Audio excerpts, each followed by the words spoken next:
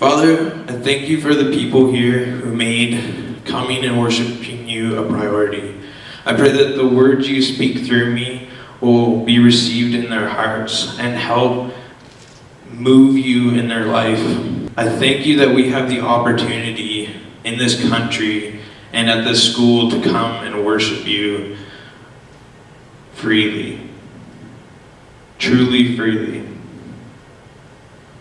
I thank you for the opportunity to speak for you. In your Son's name, amen.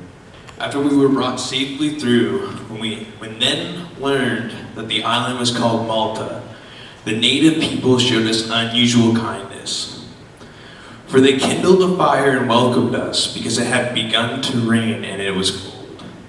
When Paul had gathered a bundle of sticks and put them in the fire, a viper came out because of heat and fastened unto his hand. When the native people saw the creature hanging from his hand, they said to one another, "No doubt this man is a murderer." Though he had escaped from the sea, justice has not allowed him to live. He, however, shook off the creature into the fire, suffered no harm. They were waiting for him to swell up or suddenly fall dead. But when they had waited a long time and saw no misfortune come to him, they changed their minds and said that he was a god. Now in the neighborhood of that place were lands belonging to the chief man of the island named Publius, who received us and entertained us for 3 days. It happened that the father of Publius lay sick with fever. And Paul had visited him and prayed, and putting his hands on him, healed him. When this had taken place, the rest of the people on the island who had diseases also came and were cured. They also honored us greatly, and when we were about to sail, they put on board whatever we needed. First weeks at school are crucial. They will set the tone for what happens now and have an effect on what happens through the rest of the school year. I played and coached football for several years, and one thing you learn in football is that if I hit you hard enough on the opening kickoff, it will affect the way you play the rest of the game. We used to have these really crazy people. They weren't necessarily great athletes, but they were crazy. We called them wedge busters. And their only job was to go on the opening kickoff and hit someone so hard that for the rest of the game, all they could think when they heard wind past them was, maybe that dude's gonna hit me again. So I hope to hit you with some things, but I believe that it will set the tone for what God has for you this year. That it will encourage you to get and stay rooted in faith. What we see here in Acts, at the beginning of these verses, is that despite not being in charge of everything that's going on around him, Paul is still being used by God for the sake of good to the people around him. In verse 10, Paul is telling them that the voyage is not going to go well if they continue. That the direction they are choosing to go will ultimately lead to destruction. Paul is giving them a warning to turn away, turn back from the direction they're going because he knows of the storm. Despite Paul not being in charge or in control of the situation, despite Paul being in a situation that's not going his way, he's trusting that God is speaking to him and through him. We see that the word spoken through Paul is ignored. But truth is truth, and there's no way out of it. We see that here. The crew sees that here. When the very troublesome situation Paul warns them about shows up right before their eyes. If you jump into verse 21, Paul stands up before them and tells them again the truth. If they had only listened to him, they wouldn't have had to face the storm.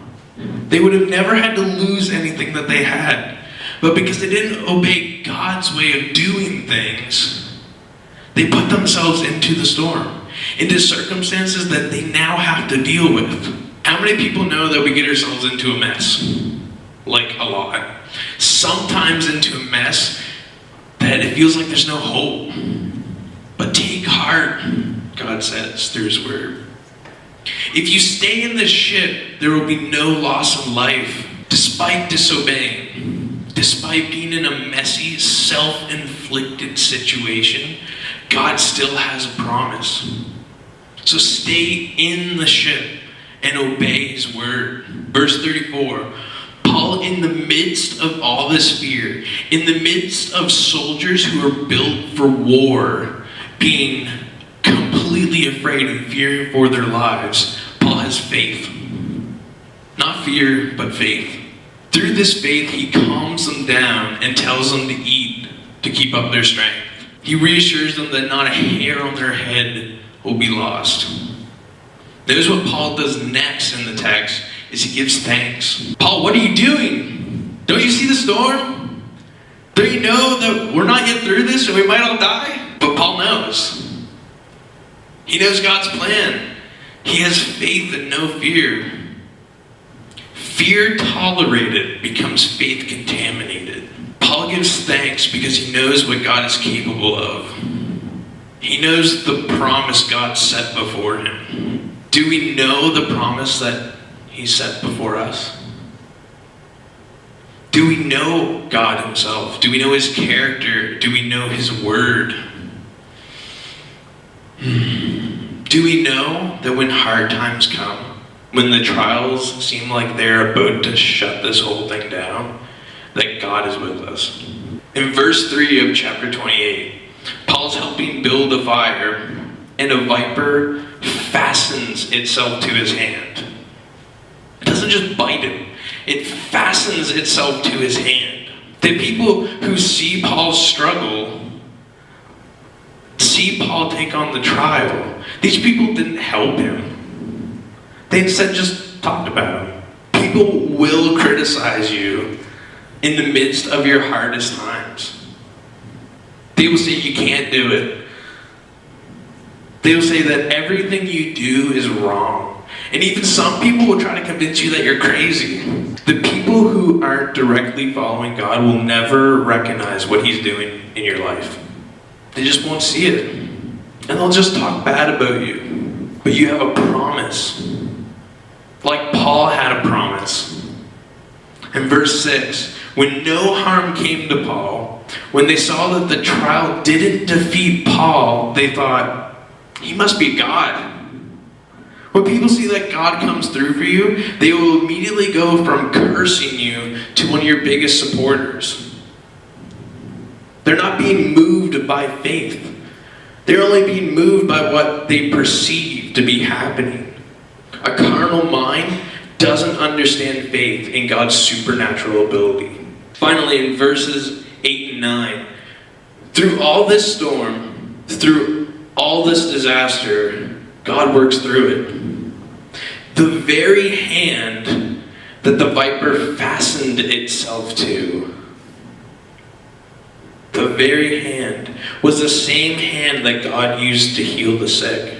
The very hand a viper fastened itself to is the same hand that God used to heal people. It should have been Paul's downfall. It should have been the end of Paul's journey. But God used it for healing. God used it to show forth his glory and to bring victory. So I know that's a lot in a very short amount of time. But I want you to really dig into these verses and what they're trying to say about how we walk our lives. I know that there's a lot there. There's tons that we didn't even touch on. And I really want to emphasize digging into your Bible and digging into these scriptures.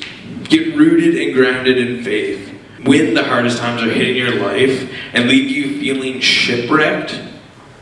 Leave you feeling like a viper's fastened itself to you. Leave you feeling like everyone's against you. God is right there, ready to use you in the situation to bring healing, to show forth his glory.